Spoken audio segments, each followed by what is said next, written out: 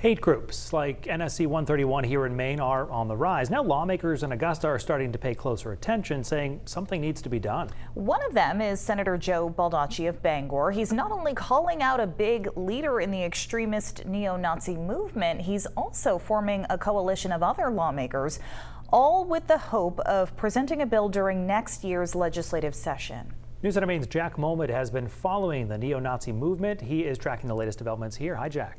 Hey, Brian and Amanda. Well, this really is the first time we're seeing an effort among several members of Maine's legislature working to combat not only that well-known neo-Nazi Christopher Pohlhaus, but also the group NSC 131. You may remember the group from its march in Portland earlier this year, where they targeted LGBTQ people, Jewish people, and black people, but also during their march in Lewiston last year, targeting Maine's Somalian community.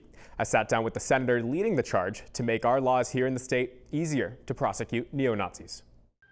So I don't want a violent situation to happen here in Maine. Senator Joe Baldacci may be 100 miles of driving away from Springfield, Maine, where well-known neo-Nazi Christopher Pohlhaus lives, but he's already planning how he wants to slow Pohlhaus's efforts next year. The purpose of what I've been trying to do this week is to ramp up the public attention.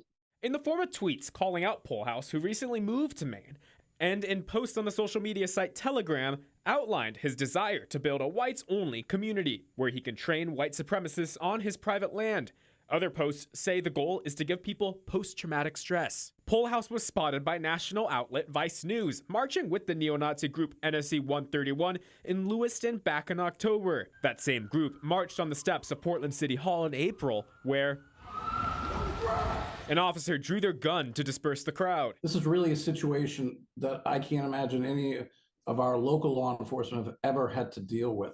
And this could be a situation that they might have to deal with. Portland police was criticized for its response, which resulted in 0 arrests or names taken from the neo-Nazis. Senator Baldacci says he wants to change state laws to make it easier to prosecute. Been talking about introducing a bill for the spring session. The senator also is planning to work with Senate President Troy Jackson and with leaders of law enforcement to better respond to such incidents. A statement from the Senate President's office says, quote, recently President Jackson met with top law enforcement officials, representatives from the Mills administration, the Speaker, the Attorney General, and lawmakers from the impacted area to share some concerns. We also look forward to sitting down with that group to learn more about that. Mufalo Cheatham with the Maine Immigrants' Rights Coalition remembers when the neo-Nazi group marched through Portland and says she hopes the lawmakers working against the neo-Nazis contacts her group. We know what hate is, but we also know what works and what doesn't. Going back to the good old days,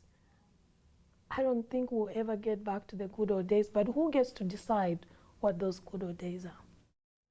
And we reached out to Governor Janet Mills' office for a response to the recent moves made by our state leaders. We got a statement from her office saying, quote, Governor Mills believes there is no home for white supremacy, anti-Semitism, or hate of any kind in Maine. She joins the overwhelming majority of Maine people who reject ideologies of hatred and intolerance and those who promote them. Lawmakers told me they hope to pass a law working against these neo-Nazi groups next legislative session. Jack Moment live in the studio tonight. Jack, I'm sure you will continue tracking this for us. Our thanks to you.